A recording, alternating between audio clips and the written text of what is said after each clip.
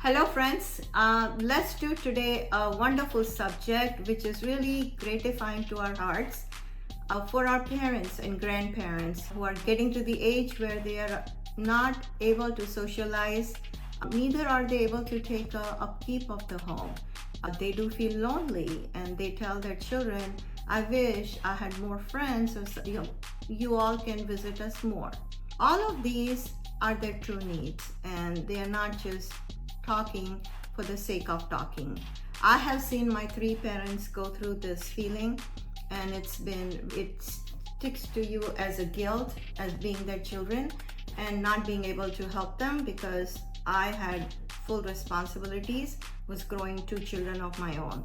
So this is the same thing I know everybody is feeling. So what is the way?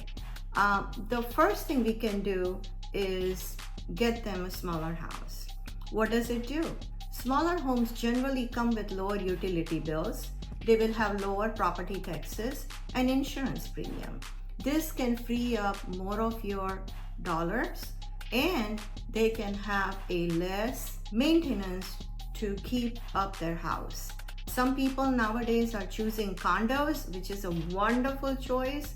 I'm seeing a lot of condos nowadays coming up as the demand is growing, that the maintenance cost is very low or kind of doable. They are not in thousands, they are within $700 and $800, and they get tons of amenities like concierge, and then the valet parking.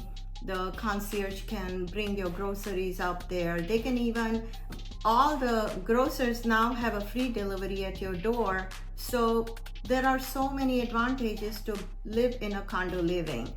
And it's wonderful because you will have neighbors, you will meet them in the clubhouse.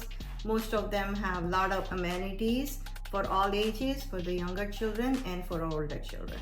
More specific to that, if you can find a community living, which is independent living, which is geared towards 55 and over age, that really is geared towards senior people and senior people's activities and anything which is pertaining to them. So it's like a 360-degree need fulfillment center. You just call them and they will say, yes ma'am, we were not doing it, we'll get it done. I've seen in some of the community independent living homes, there are the manicure, pedicure, facial, haircut, all these facilities on a single day, and people can book them online. Then one day they have a picnic to go, where everybody can go to the picnic. When it's a nice day, they need some fresh air, and they can go to a coastal place like in Houston. Very close place is Galveston. Another thing they can do is go to the movies together. What does all this do? Creates a bond between people, and the friendship is the key to the good hormones, right? When you stay happy, you are not depressed, because two things cannot happen together, and their medicine needs there gets lesser and lesser. And I've seen this in front of my eyes. We are a group of small taking care of Alzheimer patient, and we all go to her house for 3 to 4 hours, spend time with her.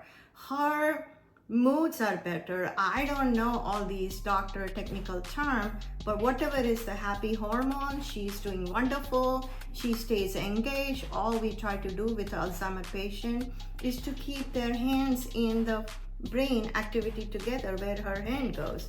And it's gratifying. It's seriously, we owe it to our seniors. What is the third benefit? It simplifies your living. The third benefit simplifies your living. How? Because you have less things to manage. Remember, you sold or gave away or donated a lot of things. So you don't have a responsibility to maintain pool table. It's like an elephant in my house, and in a lot of people's house I see it. You have to upkeep it, it's hardly being used, and it's just sitting there, right? So there are a lot of things like that which we have, which we really don't need, and that is a upkeep, less stress in the mind, and simple living. Let's look at the final benefit. So the final benefit for living in a downsized home, financial freedom. Freedom to spend the money where you want to. Maybe you want to go vacation. Maybe you need some medical treatment you have been avoiding to do. Third, no repairs, less repairs, hardly any repairs.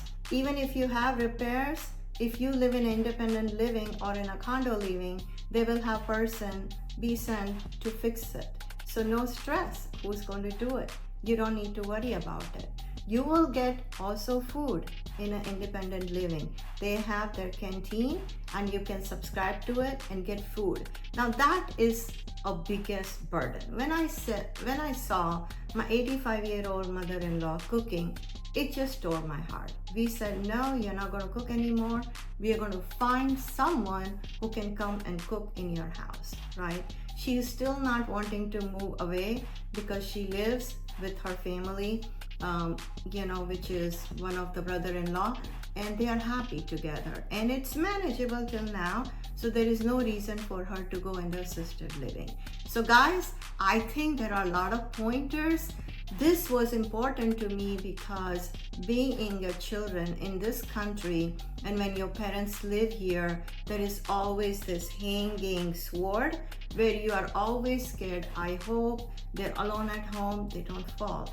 I hope they're okay. I hope they're happy. Because when we are happy attending friends and the gathering or going to the parties, somehow that thought is in the corner of our head that I wish my parents can be here. But their physical condition is not such. So this way, parents and children all can be happy and they all can spend their vacation together or weekends together according to the suitability and availability of everybody. It's a win-win. I love it. I wish I knew this and there were more facilities or somebody had given me this idea to pass it on to our family and they would not have suffered so much mentally. Let's talk next week, and if you have any subject you want to share with me, feel free. I'm Sonal Shah and I have my channel, and please subscribe it so you get every week 2 videos. I'm also a realtor and I'm a practicing realtor in Houston Metro Department. So please feel free to contact me. Thank you. See you next week.